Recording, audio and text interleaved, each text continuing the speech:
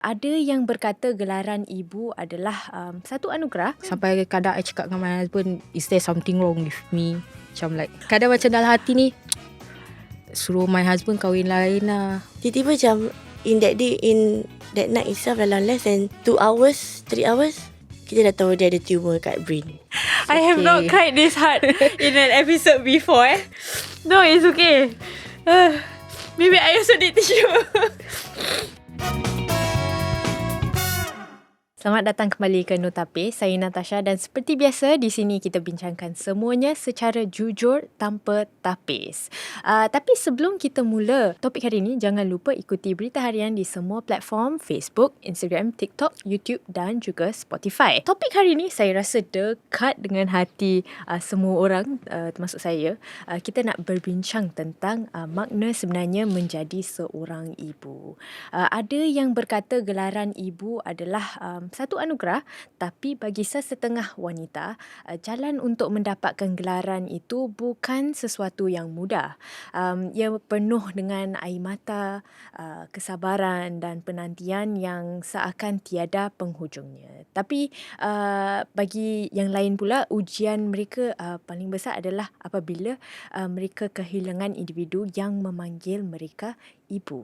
Hari ini kita tidak hanya meraihkan Hari Ibu, tetapi kita ingin mendengar kisah sebenar di sebalik gelaran tersebut. Jadi hari ini bersama kami di studio adalah dua orang ibu Wahida yang melalui perjalanan panjang untuk menjadi seorang ibu, dan juga Sheila yang sedang melalui kehidupan sebagai seorang ibu selepas kehilangan seorang anak. Selamat datang ke studio Notapis. Terima kasih kerana bersama saya hari ini dan sudi berkongsi kisah-kisah anda, walaupun dia last minute. Tapi mungkin untuk memahami perjalanan anda berdua hari ini, kita dengarlah kisah anda. Dua-dua berbeza, tapi kita start dengan Wahida dulu. Boleh? Wahida, okay. You sebenarnya saya tahu yang you dah berkahwin pada usia 23 tahun. Yeah. Tahun berapa tu? 2015. Oh, 2015. Dah macam 11 year anniversary Yes. So bila when you first got married tu kan, you ada macam plans tak, macam okay, first year ke second year nak dapat anak? Ada, because what's the plan sebenarnya? Kita nak cubalah kan, pasal around me semua kira the one yang before I yang kahwin, or kira berapa bulan after me, semua dah starting to get pregnant. So you macam terpressure. Pressure. Dan lagi sekeliling macam orang, dah kahwin, so macam mana, dah diisi ke belum? Dos makcik-makcik, bila nak ada anak? Tu macam, so that's why even event, so I and my husband, kita berapa tahun hari raya kita tak raya langsung. Kita stay at home. So my mum was asking, tak raya? Taklah, kita simple tak. Because yalah, buat apa nak raya kan, habis the same question keep popping up. So kita macam tak apalah, kita duduk macam tu. Yes. Every time dapat soalan macam tu. Sampai kadang I cakap dengan my husband, is there something wrong with me? Macam like, there's nothing wrong with you, Aida. Kadang macam dalam hati ni, suruh my husband kahwin lain lah. Really? Dalam hati I. So yeah. Tapi I tak the macam bersuara with my husband lah. Macam dalam hati, pasal tak kasih dia anak kan. So nanti takut orang pandang rendah. So I just keep to myself lah. So kita try. Then we started research about IUI, IVF. So kita tengok documentary, then we told ourselves, should we try? Then pula tu kita pergi hospital, then doktor tanya, berapa tahun korang dah kahwin? Korang nak try IVF tak? Doktor recommended to us. So dari situlah mulanya kita, our journey to IVF. Okay. So tu tahun bila? That one dah masuk 5 tahun perkahwinan. Okay. So you were trying lepas 5 yes. tahun lah. Okay. So kita try 5 tahun dulu. Okay. So kita know more about IVF lah. Okay. Alright. So doctor recommended. That's when our journey start lah. Okay. So itulah perjalanan IVF untuk you lah. Yes. Okay. Tu kisah you. Tapi kita nak dengar sikit lah kisah Sheila pula lah Sheila, maybe you boleh kongsi sikit lah. You know, you adalah seorang ibu kepada 2 orang anak kan. Yeah. Mungkin you boleh kongsi sikit lah tentang kedua-dua anak you. Mungkin bila imbas kembalikan sebagai 2 orang ibu kepada 2 orang anak ni, mungkin apa perkara yang paling happy lah yang you boleh remember? Before everything happen, happy, so happy balik macam normal life. Pergi kerja, balik kerja, anak-anak kat rumah. And then I memang dah lama macam I dream to have only 2 children. 1 boy and 1 girl. Memang the plan lah Ya, dulu. memang 2 je. Tak boleh banyak. Tu and done lah. Siapa mahal. Betul, saya setuju. Yeah, so macam everything was macam family biasa lah. Like ambil anak dari sekolah, and Muhammad was very happy, cheerful kid, macam very active 4-year-old boy. And then Madiha back then was only like, I baru give birth to her. Wow. So she was like only few months old. Yeah, before everything started to change. Yeah. Okay. So like I think like something yang you guys kongsikan ni ada similarities, ada sesuatu yang terjadi yang menjadi perubahan dalam kisah-kisah anda berdua lah. Untuk Wahidah, you kata bila you pergi doktor tu mereka ada katakan sesuatu, apa yang sebenarnya isu dia yang menjadi isu? I found out yang I punya both my fallopian tube swollen due to scar tissue. So I have to remove both the fallopian tube. Kalau tak remove, I can conceive naturally, but it will be ectopic pregnancy. So doctor suggest you remove your fallopian tube. So okay lah, kita buat the decision kan, because nak buat IVF, so you have to remove the tube. Okay, we remove it lah. So it's a 1-day surgery, so I have to stay. So after that kena rest properly lah before doing the IVF. So bila dengar je tube dah tak boleh, habis macam mana nak conceive, boleh ke teruskan IVF? Doktor kata boleh.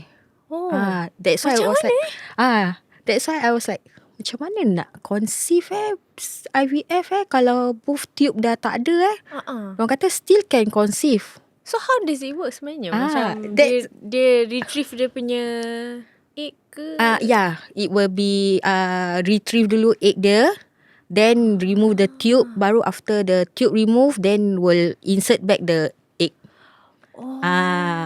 Sakit. Boleh tahan sakit lah. I mean, Like how do you do it? the cocok. My husband will tapi tak rasa sakit, dia macam rasa semut gigit. Itu bila you buat dia punya cocok IVF lah. Yeah, the IVF. Kira banyak-banyak So my husband tengok, dia yang nangis pasal dia nampak blue black on my perut. So alhamdulillah, after that diorang dapat keluarkan 15 egg. Is it normal? Yeah, it's banyak tau, 15 egg telur. The embryo, 15. So they will freeze it, simpan. Diorang will tunggu sampai dia jadi embryo. But every week or hari-hari diorang will call me. Okay, kau punya telur ini mature, grade apa. So it's time macam tu. Yeah, it's time. So after that out of 15, 11 yang paling mature menjadi. The 4 tak menjadi. So 11. So 11. So I try on the first try, I masukkan 1. Tapi tak menjadi. So macam after that first try tak menjadi, ada salah apa makan healthy pun tak menjadi. So we take a break. Tenangkan fikiran semua. Then I try the second try. Masukkan 2. Doktor tanya, so ni kau nak masukkan berapa? 2. Boleh pilih lah. Boleh pilih. Actually on the first try also can pilih masukkan 2, tapi actually doktor suggest try masukkan 1 dulu. Macam test water lah. Yeah. So the second try, okay, masukkan 2. So kita macam, 2 confirm 1 menjadi, 1 tak. So kita okay. Tapi maksudnya time kita masukkan 2 tu, kita dah, before that kita dah make plan to go holiday to Perth. Wah, best. Dah book semua, book helikopter semua. Sekali Helikopter naik helikopter. holiday ni. 2 weeks holiday. So dah gitu, bila dah masanya, after 2 weeks we have to come back to hospital to check blood test. So doktor cakap, kau masa 2 minggu ni kau jangan check sendiri kat rumah. Tapi biasalah, degil kan. Itchy finger. Yeah. Me and my husband, after 1 week kita try test. Tapi before kita test, I dah macam ada simptom. I dah macam kepala sakit, mabuk-mabuk. So macam okay, after that kita test faint line. Betul, okay, try lagi satu kali. Then ada 2 line. Then I was like looking to each other, to my husband. Ya betul ni, 2 line. We are pregnant. Are we gonna have a kid? Alamak. Okay, then kita, the next day kita try lagi. Tapi yang on the day yang kita try tu, I was bleeding. But then bleeding, bila I nampak bleeding, I research kenapa dia bleeding not the red colour, it's like maroon colour. So I tried to research. It's Maksudnya. that means the implantation is successful. So positif lah sebenarnya. Yeah, positive. So that one, that means dah success lah. So kita punya degil, kita hari-hari kita test. For 1 week kita test. Nervous until sampai kita beli yang PTK yang ada pregnant berapa bulan, berapa minggu. To So accurate tak? Accurate. So double confirm. So bila kita patah balik the 2 weeks for blood test, doktor tanya, nurse tanya, did you do your own test? Dia tengok my husband dah senyum. Dia kata, okay, I know the answer already. Nak tipu sebenarnya pun tak boleh. So dia kata, okay, ni kalau kau pregnant, kau kena datang balik petang for injection to kuatkan dia punya tu. Because dia kata my case is not normal. Kuatkan IVF. apa? Your uterus? Kuatkan for the Kandungan. kuatkan dia punya kandungan. Pasal takut anytime boleh tu kan. So kita kata okay lah. Then okay, kita keep a secret. Then kita tengok macam mana kita dah book semua flight pergi Perth. Then I ask my doctor, I'm going for holiday. Can I go? Yes, can. But you have to bring all your medication. So kita bawa lah. Bawa ada gel, ada kena injection.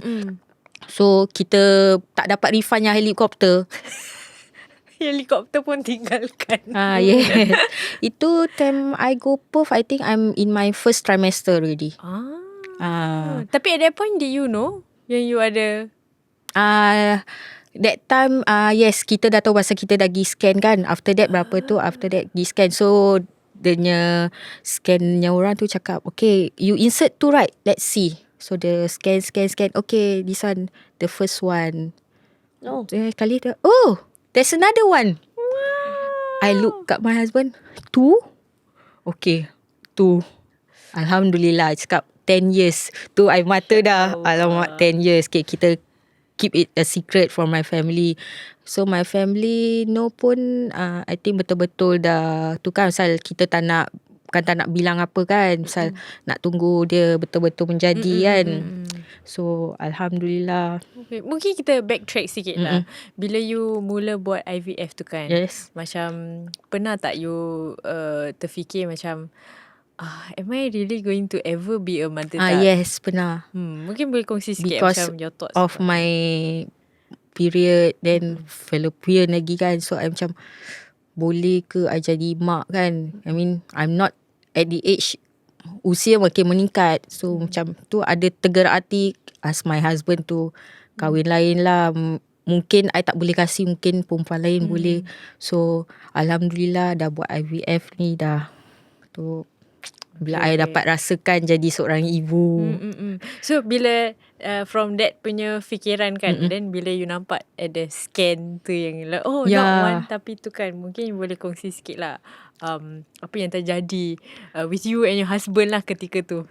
Kita macam tak percaya, is it kira sampai kita tanya doktor, okay, kita kena buat apa tu kira stabilize, pasal 2 kan, kita tak tahu nanti one day satu akan gugur ke.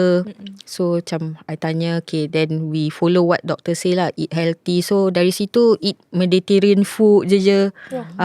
Betul-betul berdiet time bila even time transfer egg tu, I kira jadi tuan puteri kat rumah. Bed rest. My husband hari-hari sebelum pergi kerja dia masakkan sandwich. Even nak sapu rumah pun tak boleh.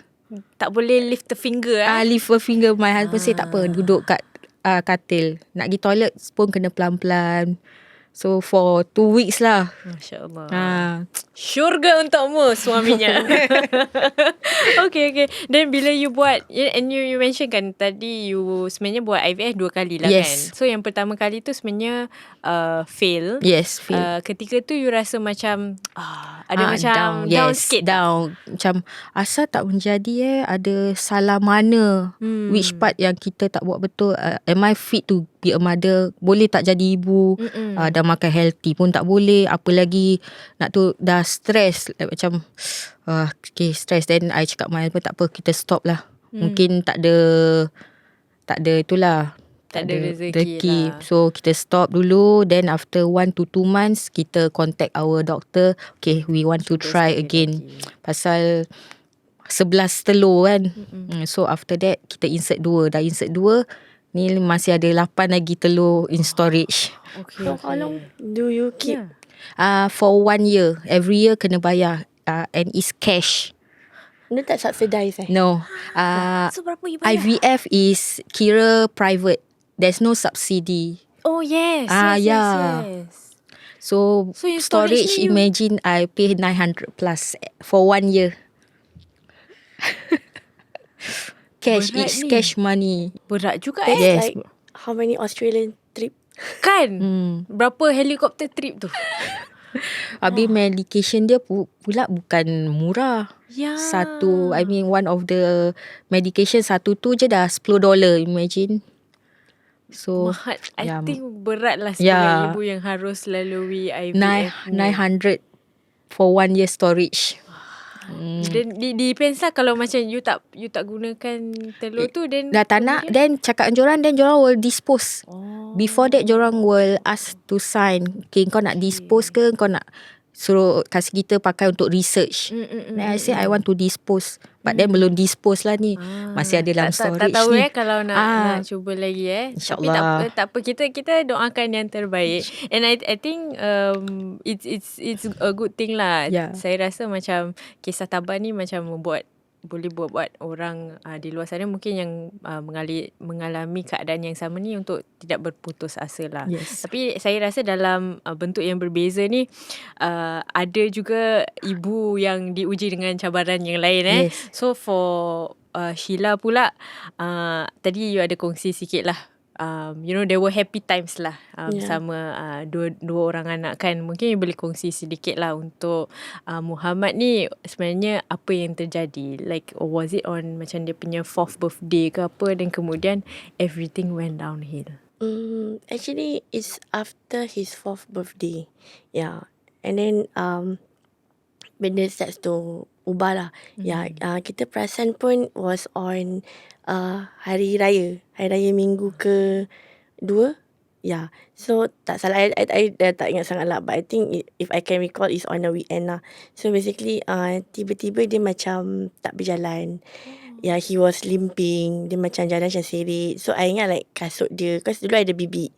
So I kerja kan. Jadi bila I dah pregnant Nur Madiha, I cakap dengan my husband that I perlukan bantuan lah, like I need extra hand.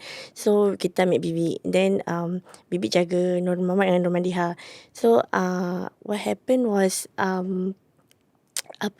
Bibi yang perasan, because she is always with them, right? So Bibi cakap, Kak, Mak Muhammad ni macam lain lah saya tengok. Then I macam, mungkin because kita kerja 8 hours, kita balik we only have like 30 minutes with our children. Kan? Kita tak balik nak settle down, nak apa and everything.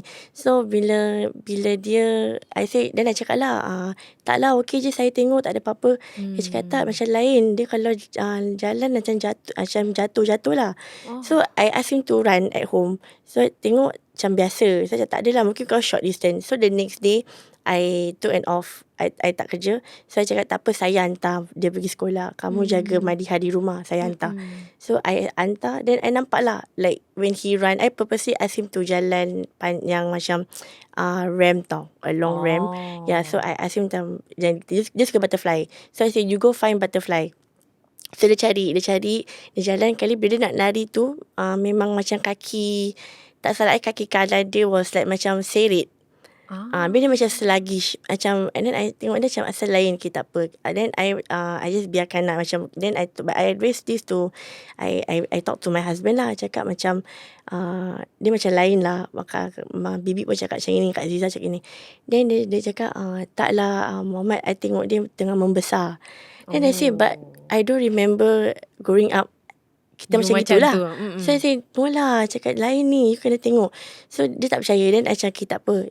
Then dia jatuh-jatuh kan. I tukar kasut. I beli different kasut. I bought 3 kind of different shoes. So bila malam bahasa hari raya tu, Saturday dulu I kerja tolong my husband nak jualan. So Saturday tu kita nak jalan raya lah. Kalau Saturday Sunday tutup kan. Then Saturday jalan raya. Friday night tu my mother-in-law nak bawa dia pergi my auntynya house. Then my mother-in-law cakap Muhammad ni ibu tengok lain lah. Cakap tapi dia cara dia pegang makan semua pun macam spoon. Dia macam gini kan. Tapi dia macam gini lah. Macam lain lah, lain. Dia tak boleh control. Yeah. So macam dia macam nampak very very tired, macam droopy eyes and everything. So I told him lah, I say to my husband, I think we need to go and check. Tapi malam tu I macam nak balik kan, dah ambil dia. Saya cakap dengan dia test one more time lah. Test lah. I just follow my instinct lah. Naluri I macam aku tak puas lah. I rasa naluri seorang ibu tu lain macam lah. Saya cakap Muhammad, you try take out your shoe, I want to see you walk. Then dia jalan lah. Jalan main playground tu jalan. Then I say, tengok kaki dia. Kan dia macam flat tau. Flat feet. Jadi macam dia macam seret. Dia tu like seret.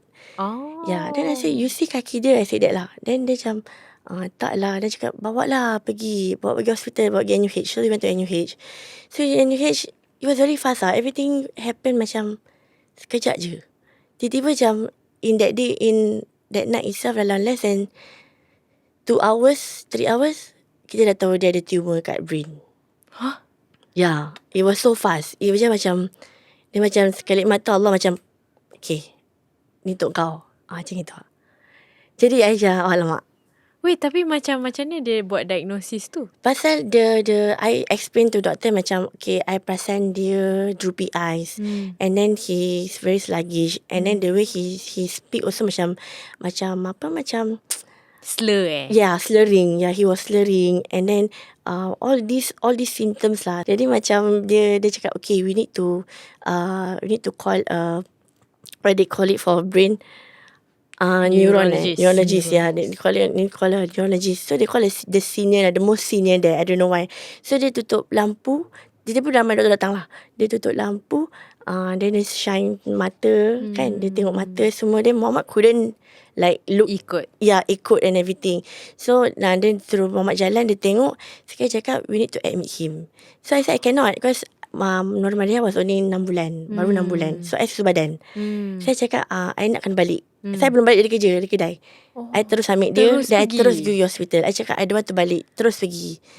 Saya macam ya. Jadi macam kita susu badan kan. Jadi nak 2 jam nak kena. Yeah.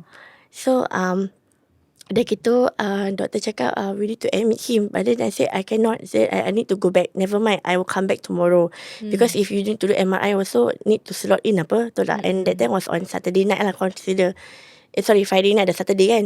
Jadi dia kata, then I degil lah. Doktor pun cakap mak ibu ni degil. This mother is very stubborn, want to go home. Then I say, because I have a 6-month-old, I breastfeeding, I need to go home. Terus dia cakap, okay, since you really want to go home, we do CT scan. If CT scan he is clear, he can go home. So I confident lah. Kan macam okay lah, because aku datang nak tengok kaki dia. Because kaki dia yang macam ini kan. But because dia cakap kaki kita ni connected kita dengan spine. So spine connected to dengan brain kita lah. Brain kita macam kita punya DB box. Ya, tu benda rosak, semua rosak. Macam itu. Jadi I like okay, I confident, go. we do CT scan. I said that. Then my husband dah penat lah. Kita dah penat daripada kerja kan. Then tapi kita sabar, like, kita tunggu sekejap. But less than an hour dia call. Dia cakap, Nur Muhammad, Mami cakap, can you go in now? We need to see you. Saya like, okay lah. Cakap, B, come, doktor dah panggil. Kita pergi masuk. Saya masuk je biasa lah. Muhammad was tengah tidur dekat observation. No, Muhammad was dah pukul 3 pagi lah. So he was sleeping on the wheelchair tu kan. Yeah, then lepas tu masuk, kali dia cakap, can we have a seat? Tak pernah lah doktor macam itu kan. You have a seat, saya kita duduk. So I duduk kat sini, monitor kat sini, doktor kat depan, my husband kat sini. Then dia keluarkan gambar. Dia cakap, we found the result is out, dia kata gitu. Then we found something in his brain. Then I macam, I cakap dia, what is it? I cakap, macam, I'm a person yang I'm very direct. You just tell me, I can take in. Then dia cakap, okay, but we need you to calm down first. Cakap, no, just tell me what is it. I want to know. Dia cakap, it seems like a mass growth lah. So I say, how big? I terus tanya macam, how big it is? Like, how many cm lah? Then dia cakap, it looks like 4 centimeter. I tanya dia, is it cancerous? Because throughout my life, macam kita exposed to people who have cancer and everything, right? Whenever it's tumor, it's always cancerous lah. For my case lah, like what I know. And especially when it's something big, 4 centimeter in a 4-year-old boy, Besar juga. it's quite big lah, kan, besar. So I tanya doktor macam, is it cancerous? For now, we don't know. That's why we need to admit him. We may need to do an MRI to confirm, and then we see how it goes. So kita nak tak nak, I dah tak fikir Madiha lah. I'm so sorry. At that point macam, yeah, I called my mother-in-law, my parents-in-law came down lah. They actually came down. Terus kita macam, tiba-tiba dunia macam gelap lah. Just gelap. Macam like, I'm so sorry. It's okay. Take your time.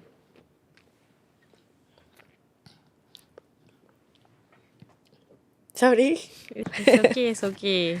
Kan dia yang dengar pun. Yeah. So like,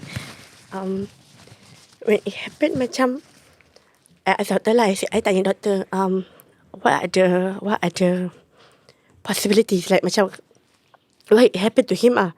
So doktor cakap like, for child cancer, for child tumor gini, we cannot know like why it happened. It just happened in some children.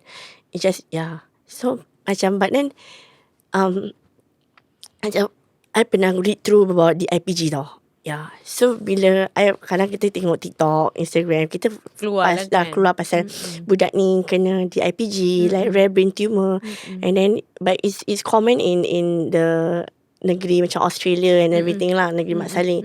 So when it happened to me, I macam Allah dah kasi signs tau. Yeah, but I macam share with my husband, kesiannya budak ni 4 tahun dah kena gini. Budak ni perempuan, kesian dia. Dia tak boleh makan pakai tube tau. So bila it happened to me, I macam, oh, actually Allah dah tunjukkan. Yeah, maybe lah coincidence lah for me lah. Yeah, macam itu. So bila I tanya doktor cakap, but we see how, because dia dekat brain. So macam ni very fragile apa kan. Jadi kalau kita nak buat operation, it only cause more damage. Yeah. Jadi macam I cakap doktor like, how long, I want to know how long aja. Dia macam, because I don't like when it's like that kan, macam time is very short lah. That's all lah.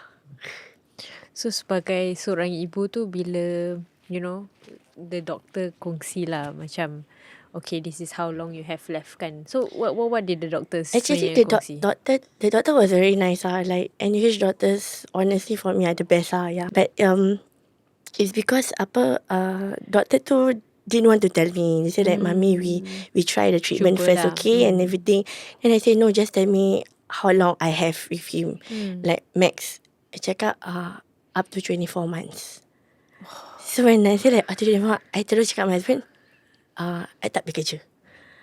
Yeah, I don't know how I'm going to pay the baby or whatever kan. I cannot work. Yeah, I literally macam, I drop everything ah.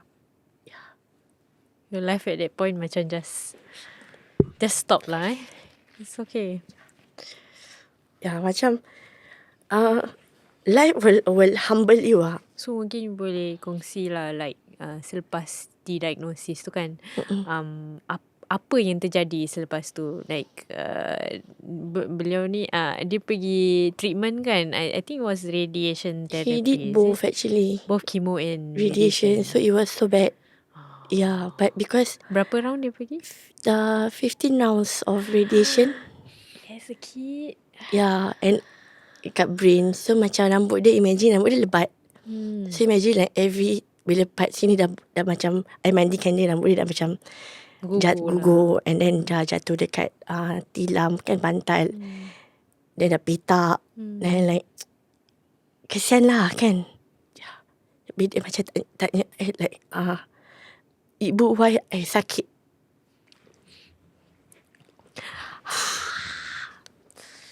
So you jawab dia macam mana?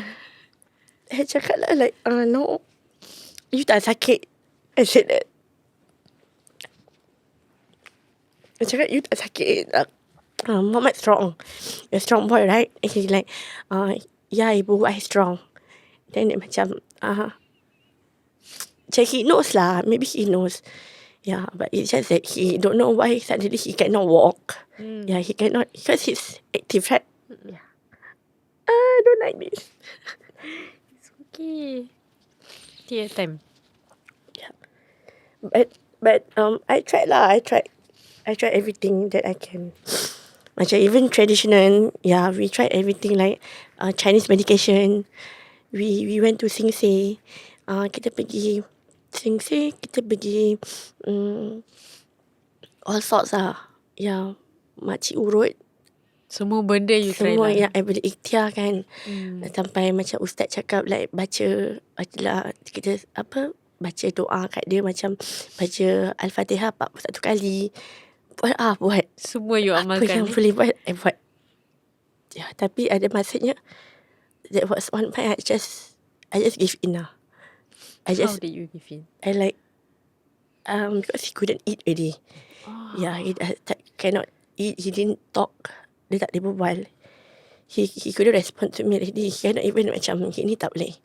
So, he can only make suara macam, gitu tau. Yeah, so, I give him I give in at situ. Sorry. Like, I macam, serahkan Allah. I cakap, ya Allah, macam, kalau nak ambil dia, kau ambil lah. I cannot skip. So macam, but I ask Allah lah, macam I minta macam, because doktor dah prepare oxygen tank. They even prepared I don't know, morphine, something like that, to macam Dia tak sakit lah. dia tak sakit bila pergi. But I tell doctor, no, I don't want. I said to doctor that I want him to go as natural as possible. Like how I give birth to him natural. Tak ada epidural. Alhamdulillah, dia tak ada epidural, tak ada apa. Wow.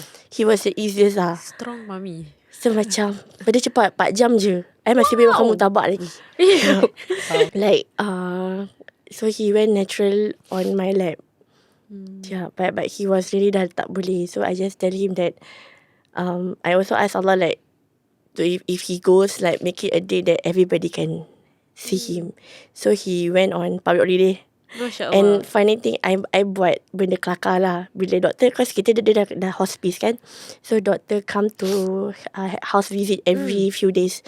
So doktor macam suruh standby, macam maybe today, maybe tomorrow. But doctor they're not God lah. Yeah. So dia macam, and then I say to doctor, I say, no lah, I think he wait for Christmas. I say that, no, macam I suka cakap benda merepek lah.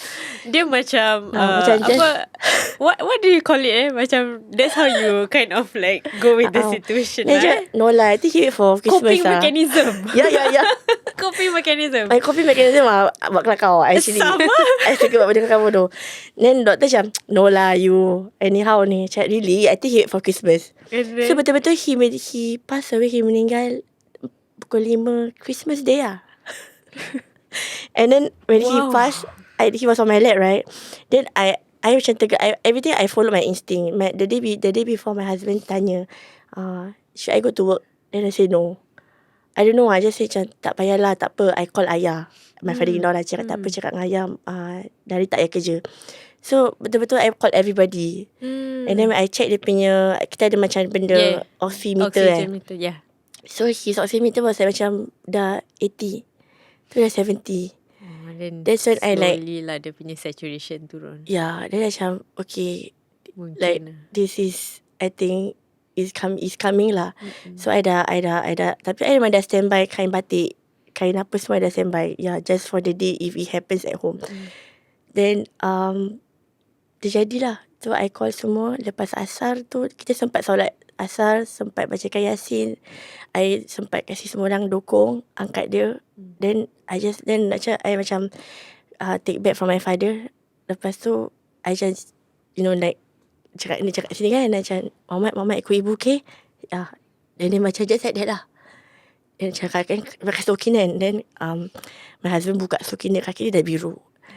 Then kita macam timing lah, doktor cakap if you feel that dia punya pulse tak ada, because dia dah tak ada, dah sejuk, jadi tak boleh detect dah. ya, tak boleh detect. So doktor cakap if you feel that macam dah tak ada kan, you timer lah 1 minute, above 1 minute, then memang dah tak ada. So kita timer, ya. Then I say, then I cakap Mama ikut ibu, la ilaha illallah gitu. Then dia macam gitu. Then I cakap ya Allah, mudahkan, lembutkan dia. Kan sakit kan tarik nyawa. Then after that I feel, then I macam inna lillahi wa inna ilaihi raji'un. Then I cakap dah tak ada. Tu my husband macam tak. Because he want to feel lah kan. Then I say dah tak ada, you time. So my husband macam check. Then I kasih my husband last. Tapi kuasa Allah, ialah ayah dia kan. So he took the last one. Dia macam gitu. Then my mother macam dah Siddiq, dah tak ada dah. I'm sorry. I have not cried this hard in an episode before. No, it's okay. Maybe I also need tissue. I think we all need tissue. Yeah. Thank you. You also need tissue. Coping mechanism ketawa. I'm sorry guys. It's like no one prepares you for it lah. Yeah. Like kalau parents, I'm so sorry, like I don't know how, I tak pernah rasa kehilangan ibu dan ayah. Tapi kalau macam ibu dan ayah kita, yelah mungkin bila meninggal dah tua kan, kita tahu saya sakit tua. Tapi bila anak ni, macam kalau orang tua meninggal, kita panggil anak yatim kan, anak yatim piatu. Tapi kalau anak meninggal, kita nak panggil apa? There's no word for it. Yeah. So life humbles you lah. I used to think macam life is long I can enjoy YOLO lah. Yeah. But then when Muhammad was taken, like not taken lah, I cannot say that, right? Macam I pulangkan balik, yeah, I still miss him lah. I'm sure you do. I'm sure you do. So from the time mungkin when he got diagnosed kan, and from when he passed on tu kan, berapa lama mungkin tiba tu, sampai 24 months ataupun lebih kurang? Tak, lesser. I didn't expect. Dia diagnosed April tau. Hari Raya kan 2024. Dia meninggal 2024 December, 8 bulan je. And then kesian Madiha lah, pasal I banyak masa dengan dia. Tapi Alhamdulillah macam dia easy baby lah. Dia faham, dia nampak kan, macam abang dia perlukan I. Yeah, but I couldn't leave Muhammad alone. So time tu Madia usianya berapa? 6 bulan. So dia tak boleh nak cakap apa pun kan? So bila dia turn 1 year old, abang dia masih 4 lah. But December abang dia nak almost 5. Arwah Muhammad was January baby. Yeah, 16 January. So he passed 25th December. So he managed to celebrate adik birthday for yang first year lah, 1 year old. InsyaAllah. Yeah. Okay. That's all I have left of him. Heavy sangat-sangat hari ni. Saya rasa bila kita dengar pengalaman kedua-duanya, Sheila dan juga Wahidah, saya rasa satu perkara yang mungkin saya rasa lah seorang ibu ada itu adalah kekuatan dan identiti seorang ibu tu macam untuk tidak berputus asa lah. Yang ingin menjadi seorang ibu tu, beliau ni tak stop Wahida teruskan cuba sekali, cuba kedua, dan akhirnya dikurniakan dua orang anak dan untuk Sheila pula it's a perjalanan yang saya rasa tak semua orang boleh bayangkan kehilangan seorang anak itu like you mention lah, it's different bila anda kehilangan seorang ibu, tapi bila anda sebagai seorang ibu tu kehilangan seorang anak tu, so what are you left with kan. Tapi mungkin with that lah, saya nak tanya Wahida lah. Saya dah nangis banyak ni. So, you mention tadi like you pernah terfikir mungkin saya tak mungkin jadi seorang ibu ni kan. Tapi hari ni realitinya sangat berbeza lah. Anda alhamdulillah ada anak yang kembar. Bukan satu tapi dua. Girls ke boys? Girl. Dua-dua girls. Yes. Nanti dia berbesar dengan daddy's girl. Daddy girl. So bila anda lihat kembali perjalanan yang you telah lalui ni, ada tak dari titik mana you rasa you will never be a mother, then hari ini you adalah seorang ibu kepada dua orang anak ni, apa perasaan you hari ini? Bila tengok balik, mungkin ada hikmah Allah. Allah aturkan tak boleh ada anak secara normal, kena IVF, head tak teratur. So bila dah dapat dua ni, alhamdulillah, bangun je hari-hari, I am a mother of two. Ada terperanjat macam selalu bangun pusing nampak muka suami. Sekarang bila bangun aja, muka, kadang bangun nanti bad mood kan, nampak diorang je. You tengok siapa bad mood? Tak, macam kadang bangun je macam aduh penat, badan penat bad mood. Sekarang bangun je tengok dah ada dua. Makes everything worth it lah. Now sekarang you punya reality berbeza lah. Yes. What is something yang mungkin you nak lakukan lagi lah?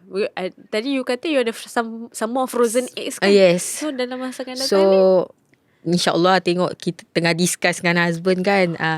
So tapi doktor pun ada tanya after I give birth, so lepas ni kau nak masukkan lagi dua ke? Kau nak twins lagi ke? Cakap dengan doktor. Kalau twins macam mana Kau twins. Tapi actually by right, doktor dah tahu tau kita punya telur tu is a girl or a boy.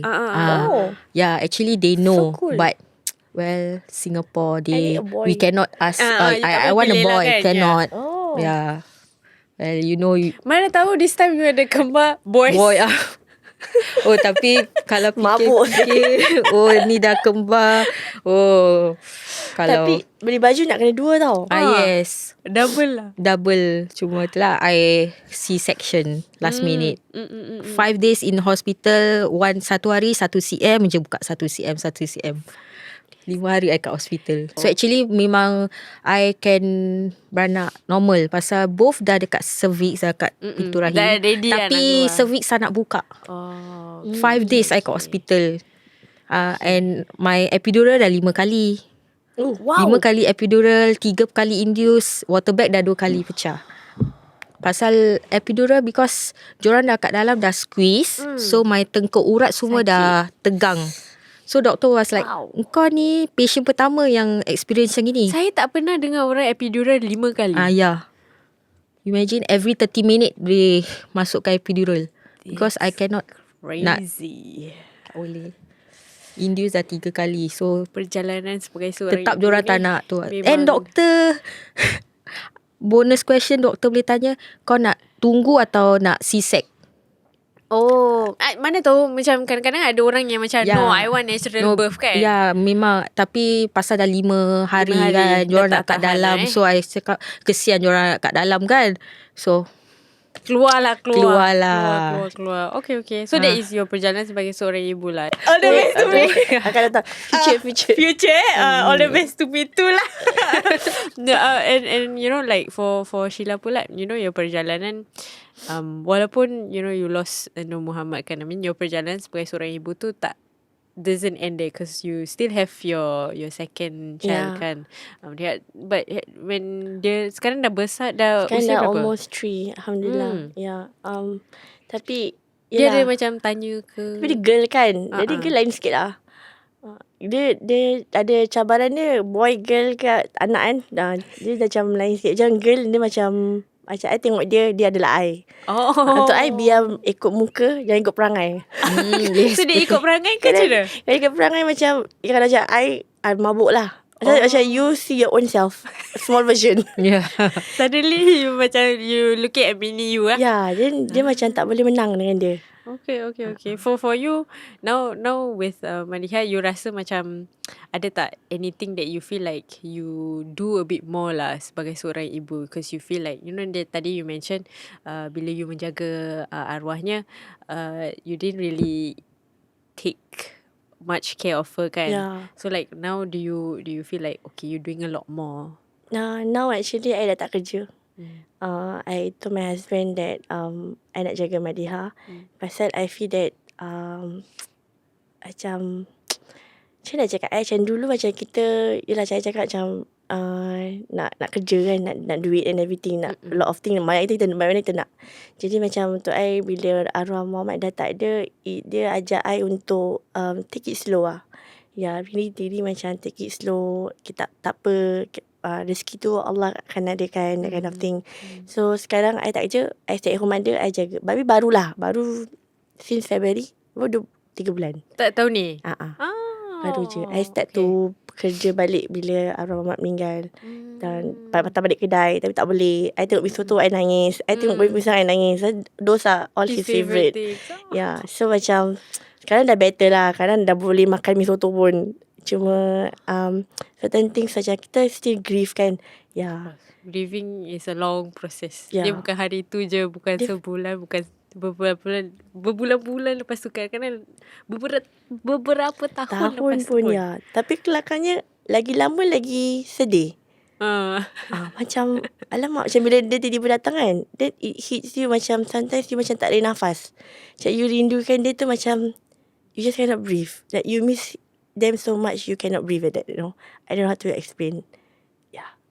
Macam takut nak nangis lagi. Banyak fikiran lah. Macam You just will think a lot about it, then you renung macam tu lah. ya, macam rindu dia kan. Ya, macam orang cakap tak apa ada Madiha, tapi tak sama lah. Kan macam kita adik-beradik ramai. Kita kalau tanya mak bapak kita pun semua lain dan tak sama. Ya, cuma dia ada persamaan sikit lah dengan arwah abang dia. Macam dia punya kelakar-kelakar dia. Cute. Cuma dia girl version je. Cute. Tapi the rest alhamdulillah adalah sama dia. Ya, dia buat I look forward lah. But still a part of me still, I still think of Muhammad every day. That's okay. Like I think if it's okay. orang tanya I anak satu je, I sampai sekarang I tak cakap anak I 2. Like I am still a mother of 2, even if Muhammad dah tak ada. Yes, you are. You are a mother of 2. Dia kadang macam my husband sekarang macam, oh yeah, 1 only. Then I say no, 2. Yeah, I just like bilang dia macam, oh uncle dia macam, oh 2 lah. Yeah. Cakap, oh one more, where? Then I suka tengok orang expression sekarang. I cakap, one more, pass away already. Hah? Pass away lah? Tiba-tiba jadi awkward Dia sikit. macam, how old? Dia cakap 4 year old. Cina dia takut tau. Dia macam a bit like, ni. Macam a bit macam, too pasal they sensitive, don't kan? like to expose lah. Macam express lah maybe. Betul orang macam very sensitive kan. Ya, dia cakap, pass away 4 year old abang, brother. Dia macam, okay lah, never mind lah. Gitu lah kan. So they believe in another life. Yeah. They believe that if I had one more, then maybe he will be reincarnated in tapi itu bukan Islam. Itu bukan Islam. Tapi cute lah. Tapi macam, cute lah. wah, Tapi cute. maybe dia menjadi macam burung ke kucing. You never know. Dia like, wah, best Tapi Menarik lah. Suddenly tiba-tiba you macam, what if that bird? Then there used to be this bird always datang tau dekat rumah. So you Then I imagine that. macam, Mama, is that you? Then you think about it. Then you suddenly you think like, aku ni. Make it make sense. It is so Kan? true. Make it make sense. Yeah. I mean like you guys punya perjalanan ni saya rasa sangat-sangat berbeza lah. I mean someone who has turned to become a mother and somebody who has turned out to become a stronger mother because of what she has gone through kan. Tapi mungkin with these experiences yang you dah mengalami ni kan, apa mungkin erti ataupun maksud ibu kepada anda berdua ni? Maksud perkataan ibu tu macam has it changed before tak? Selepas mungkin you dah ada anak ataupun selepas you kehilangan seorang anak ni. You go first. You go first atau kah? You go lah. Tapi untuk I, for me, mothers right, macam ibu ni, baik kehilangan ke, atau belum jadi ke, kita semua ada that naluri ibu, walaupun belum jadi ibu tau. Sometimes macam nak cakap macam kita tak perlu nak ada untuk menjadi ibu. Macam itulah. So macam, I feel like ada similarity of kepersamaan I dengan dia is because dia ikhtiar untuk ada anak, Yes. I ikhtiar untuk hidupkan anak I. Macam dua-dua ada pengorbanan masing-masing. Yeah, it's just that you need to see it in a bigger picture lah. Like macam baik anak IVF ke, anak lahir secara normal ke apa, dia tak sama. Ya, sakit dia tu sama. Bukan untuk ayah. Jadi macam dulu mungkin bila I jadi ibu, I feel like proud lah. Macam proud. Tapi bila sekarang dia macam amanah yang kita betul-betul nak kena jaga. Yeah. And time is really very short. Like you think you have time but you don't actually. Kita tak tahu lah. Like it's very fragile. Yeah. Macam you kerja 8 hours. Cuba tanya balik dah habis. Besok kerja lagi. Macam kita robot tau. So that's why I took the decision to macam now as a mother I took the decision to macam okay, I nak slow down. Yeah. Okay. Just enjoy. Pasal she can be 3 year old sekejap je. Besok dah 30 year old. Betul. Yeah. That's true. Okay, untuk For me, pula. bila buat IVF tu, I macam fikir, okay, I'm a IVF mother. Tak normal macam orang lain. But then my husband say, IVF tak IVF, tetap you're a mother. So for now, I dah accept reality. Okay, I'm a mother. I have 2 beautiful princess to take care. Nak didik jurang. Jadi yang lebih stronger than I am lah. Okay. Dan mungkin message terakhir lah bagi ibu-ibu di luar sana lah yang mungkin dalam keadaan yang sama seperti anda berdua ni, ataupun for those ladies yang who are mothers who maybe lost their children ke, ataupun masih menunggu untuk ada zuriat mereka sendiri, ataupun seorang anak perempuan yang mungkin sudah kehilangan ibunya, apa mungkin message anda lah kepada golongan wanita-wanita ni sempena Hari Ibu? Banyakkan bersabar. I mean, jangan dengar apa orang cakap. I mean, you know yourself better than anyone else. So, stand your ground. Kira, kalau orang cakap itu, jangan. You do your own research. Macam I selalu nanti dengar orang cakap kan, nanti I cakap my husband, ini. So, she say, don't. You know yourself better. So my message is banyakkan bersabar. I mean, you be yourself. Yeah. Don't listen. Motivate each other lah. Yeah. Pasangan tu penting juga. Yeah. And actually what the most important thing is support from each other, from your spouse. That's the most important thing lah. Okay. Untuk Sheila pula?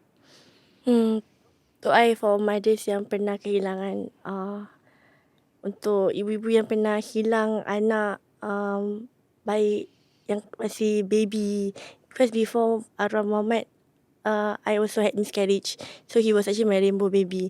So untuk I macam it's okay to be sad. Like there are days you akan lemah. There are days you kuat. Macam kuat lah, macam you lupa pun you ada anak you dah meninggal. Tapi find someone to talk to lah. Like jangan pendam. Yeah, it's okay to cry. Grief ni is weird lah. It's really weird. But just don't be apa, macam orang kadang macam jangan sedih. Dia lagi syurga macam gitu kan. Memanglah dia lagi syurga. Aku was aku sekarang. I'm here right. Aku suka sedih pasal dia. Aku dan aku sekarang ni nak buat apa ni, rindu dia. Tapi it's okay to miss them.